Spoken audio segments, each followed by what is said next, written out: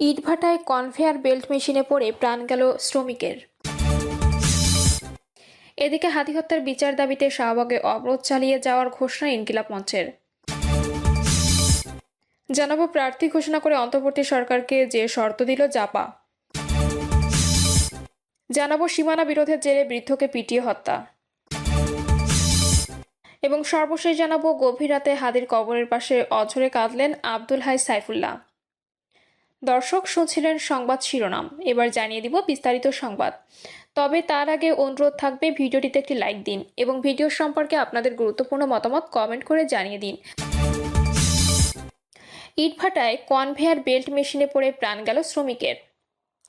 চট্টগ্রামের ফটিকছড়িতে ইটভাটায় মাটি পরিবহনের কনভেয়ার বেল্ট মেশিনে পড়ে প্রাণ গেছে এক শ্রমিকের। দুপুরে পাইনদং ইউনিয়নের ফকিরাচান এলাকায় MA1 ইটভাটায় এই দুর্ঘটনা ঘটে। নিহত শ্রমিকের নাম রায়হান। তিনি ময়মনসিংহের মুক্তাগাছা উপজেলার বাসিন্দা।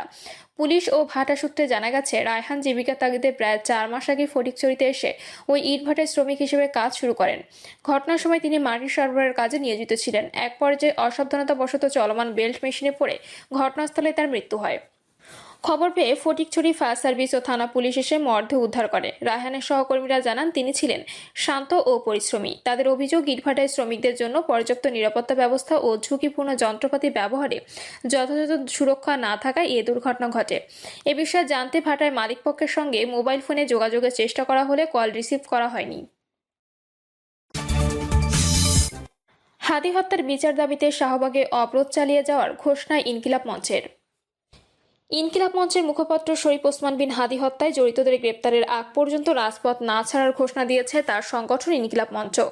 আজ হাদি হত্যার বিচারের দাবিতে রাজধানীর শাহবাগে অবস্থান কর্মসূচি থেকে এ ঘোষণা দেন সংগঠনের নেতারা। মঞ্চের সদস্য সচিব আব্দুল্লাহ আল জাবের বলেন, বিচার না হওয়া পর্যন্ত রাজপথেই থাকবো। এই অবরোধ চলছে। বিচার না হওয়া পর্যন্ত যাব না। যতক্ষণ পর্যন্ত হাদি হত্যার পেছনে যারা জড়িত, পরিকল্পনাকারী, হত্যাকারী, তাদের সবাইকে গ্রেপ্তার না করা পর্যন্ত আমরা রাজপথ ছাড়ছি না। আমাদের আর ঘরে ফিরে যাওয়ার সুযোগ নেই। শুক্রবার জুমার নামাজের পর শাহবাগে ইনকিলাব মঞ্চে সমবেত হয়ে অবরোধ কর্মসূচি শুরু করেন বিক্ষোভকারীরা। ওসমান হাদি হত্যা সুষ্ঠু বিচারের দাবিতে তারা বিভিন্ন স্লোগান দেন। বেলা 3টার দিকে ঢাকা মহানগর পুলিশের ট্রাফিক বিভাগ জানায়, ওসমান হাদি হত্যার বিচারের দাবিতে ইনকিলাব মঞ্চের বিক্ষোভকারীরা শাহবাগ মোড়ে অবস্থান নিয়েছেন। এদের শাহবাগ ক্রসিং এর সব রাস্তা বন্ধ হয়ে যায়। সে সময় সেখানে 5 শতাধিক মানুষ অবস্থান করছিলেন। এর ফলে শাহবাগ এলাকায় যান চলাচল সম্পূর্ণভাবে স্থবির হয়ে পড়ে। যদিও আশপাশের কিছু রাস্তায় সীমিত আকারে যান চলাচল করছিল। এই প্রতিবাদ লেখা পর্যন্ত রাত 8টা পর্যন্ত শাহবাগ মোড়ে অবস্থান কর্মসূচি অব্যাহত ছিল। এতে নিউ মার্কেট, এলিফ্যান্ট রোড, ফার্মগেট ও রমনা এলাকায় যান চলাচল বন্ধ হয়ে যায়। শুক্রবার হওয়ায় রাস্তায় মানুষের সংখ্যা তুলনামূলক কম থাকলেও কয়েক ঘন্টা ধরে সড়ক অবরোধের কারণে সাধারণ মানুষকে চরম ভোগান্তিতে পড়তে হয়। অবরোধ কর্মসূচিতে ওসমান হাদির ভাই শরীফ ওমর বিন হাদি বলেন, সরকারের অবস্থা দেখে বোঝা যায় বিচার নিয়ে তাদের কোনো আগ্রহ নেই। ওসমান হাদি বিচারের দাবি এখন বাংলাদেশের 18 কোটি মানুষের দাবি। ওমর বিন হাদি আরও বলেন, আমরা রাজপথে নেমেছি, বিচার না হওয়া পর্যন্ত আমরা ঘরে ফিরব না।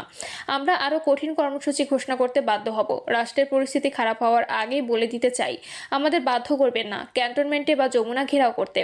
সদস্য সচিব জাবের বলেন, আজকে শাহবাগ অবরোধ করেছি, আগামীকালও শাহবাগ অবরোধ করা হবে। সারা দেশ থেকে জনতা আসছে। ইনকিলাব মঞ্চের নেতা ডাকসুর মুক্তিযুদ্ধ ও আন্দোলন বিষয়ক সম্পাদক ফাতিমা তাসনিম জুমা বলেন, আমরা সারা রাত অবস্থান করব। তবে যদি শীত বেড়ে যায় তাহলে সিদ্ধান্তে পরিবর্তন হতে পারে। 12 ডিসেম্বর রাজধানীর বিজয়নগর পানির ট্যাঙ্কের সামনে গুলিবিদ্ধ হন শরীফ ওসমান হাদি। পরে সিঙ্গাপুরে চিকিৎসাধীন অবস্থায় 18 ডিসেম্বর তার মৃত্যু হয়। এই ঘটনায় গত মঙ্গলবার শহীদি শপথ নেন ইনকিলাব মঞ্চের সদস্যরা। 30 কার্য দিবসের মধ্যে ওসমান হাদি হত্যার বিচার সম্পন্ন করার দাবি জানিয়েছেন তারা। প্রার্থী ঘোষণা করে অন্তর্বর্তী সরকারকে যে শর্ত দিল জাপা। ত্রয়োদশ জাতীয় সংসদ নির্বাচনে অংশ নিতে 243 আসনের প্রার্থী ঘোষণা দিয়েছে জাতীয় পার্টি GM কাদের নেতৃত্বাধীন অংশ। তবে প্রার্থী ঘোষণার পর অন্তর্বর্তী সরকারকে শর্ত দিয়েছে দলটি। শুক্রবার রাজধানীর গুলশানে লেকশোর হোটেলে এক সংবাদ সম্মেলনে দলের চূড়ান্ত প্রার্থী তালিকা ঘোষণা করেন মহাসচিব শামীম হায়দার পাটোয়ারি। তিনি স্পষ্ট করে বলেন, ভোটের মাঠে সব দলের জন্য সমান সুযোগ নিশ্চিত না হলে জাতীয় পার্টি নির্বাচন থেকে সরে আসার সিদ্ধান্ত নিতে পারে। শামীম হায়দার পাটোয়ারি বলেন, জাতীয় পার্টি সবসময় জনগণের রায়ের প্রতি শ্রদ্ধাশীল। অতীতেও জনগণের যে কোনো রায় দলটি মেনে নিতে জাতীয় পার্টি নির্বাচনমুখী দল উল্লেখ করে তিনি বলেন, সুষ্ঠু, অবাধ, অংশগ্রহণমূলক নির্বাচন আয়োজনের পূর্বশর্ত হল আইন শৃঙ্খলা পরিস্থিতি স্থিতিশীল রেখে সব রাজনৈতিক দলের জন্য সমান সুযোগ নিশ্চিত করা। এ দায়িত্ব অন্তর্বর্তী সরকারের। তিনি অভিযোগ করেন সরকার সে দায়িত্ব যথাযথভাবে পালন করতে ব্যর্থ হচ্ছে, যা উদ্বেগজনক। সারা দেশে জাতীয় পার্টি নেতাকর্মীরা একটি উৎসবমুখর ও অংশগ্রহণমূলক নির্বাচনের জন্য প্রস্তুত। মহাসচিব বলেন, অনেক আসনে একাধিক আগ্রহী প্রার্থী থাকায় মনোনয়ন চূড়ান্ত করতে সময় লেগেছে। যাচাই বাছাই শেষে শুক্রবার চূড়ান্ত প্রার্থী তালিকা প্রকাশ করা হয়েছে। অন্তর্বর্তী সরকার জাতীয় পার্টিকে নির্বাচনে অংশগ্রহণের জন্য প্রয়োজন ও সমান সুযোগ নিশ্চিত করবে বলে আশা প্রকাশ করেন তিনি।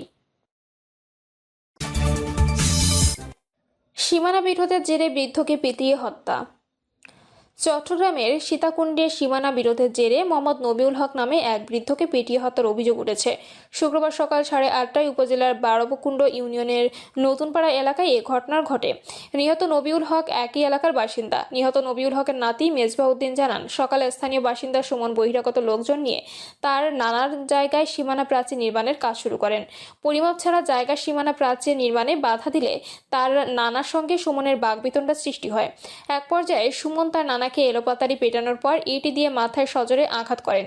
এতে নাক মুখ দিয়ে রক্ত বের হওয়ার পাশাপাশি সংজ্ঞাহীন হয়ে তার নানা মাটিতে লুটে পড়লে সুমন ও তার স্ত্রী সহ অনুসারীরা পালিয়ে যান। এই ঘটনার পর তার নানাকে উদ্ধার করে সীতাকুণ্ড উপজেলা স্বাস্থ্য কমপ্লেক্সে নিয়ে গেলে কর্তব্যরত চিকিৎসক তাকে মৃত ঘোষণা করেন। নিহত নবিউল হকের মেয়ে সাজেদা আক্তার জানান, জায়গাটি নিয়ে সুমনের সঙ্গে তাদের দীর্ঘদিন ধরে বিরোধ চলে আসছিল। সুমন প্রভাব খাটিয়ে তাদের জায়গায় জোরপূর্বক সীমানা প্রাচীর নির্মাণের চেষ্টা চালাচ্ছে। তার বাবা পরিমাপের পর সীমানা প্রাচীর নির্মাণের কাজ চালাতে অনুরোধ জানালে সুমন ক্ষিপ্ত হয়ে এলোপাটারি পিটিয়ে ও ইটি দিয়ে মাথায় আঘাত করে তার বাবাকে হত্যা করেন। ময়নাতদন্তের জন্য তার বাবার মরদেহ চট্টগ্রাম মেডিকেল কলেজ হাসপাতালের মর্গে রয়েছে। এই ঘটনায় জড়িত সুমন সহ সবার বিরুদ্ধে হত্যা মামলা দায়ের করা হবে বলে জানিয়েছেন তিনি। সীতাকুণ্ড থানার ওসি মোহাম্মদ মাহিনুল ইসলাম বলেন, জমির সীমানা বিরোধের জেরে বাকবিতণ্ডা ও হাতাহাতির ঘটনায় এক বৃদ্ধের মৃত্যু হয়েছে বলে স্থানীয়দের মাধ্যমে জানতে পেরেছেন তিনি। গভীর রাতে হাদির কবরের পাশে অঝরে কাঁদলেন আব্দুল হাই সাইফুল্লাহ। মৃত্যুর সপ্তাহখানেক পেরিয়ে গেলেও জুলাই বিপ্লবী ও ভারতীয় আধিপত্যবাদ বিরোধী শহীদ শরীফ ওসমান বিন হাদিকে ভুলতে পারছেন না মানুষ। সারাক্ষণই তার কবরের পাশে দাঁড়িয়ে কাঁদছে বিভিন্ন শ্রেণী পেশার জনতা, দোয়া করছে এই শহীদের জন্য। গভীর রাতে হাদির কবরের পাশে দাঁড়িয়ে অঝরে কাঁদতে দেখা গেল ইসলামী বক্তা মাওলানা আব্দুল হাই মোহাম্মদ সাইফুল্লাহকে।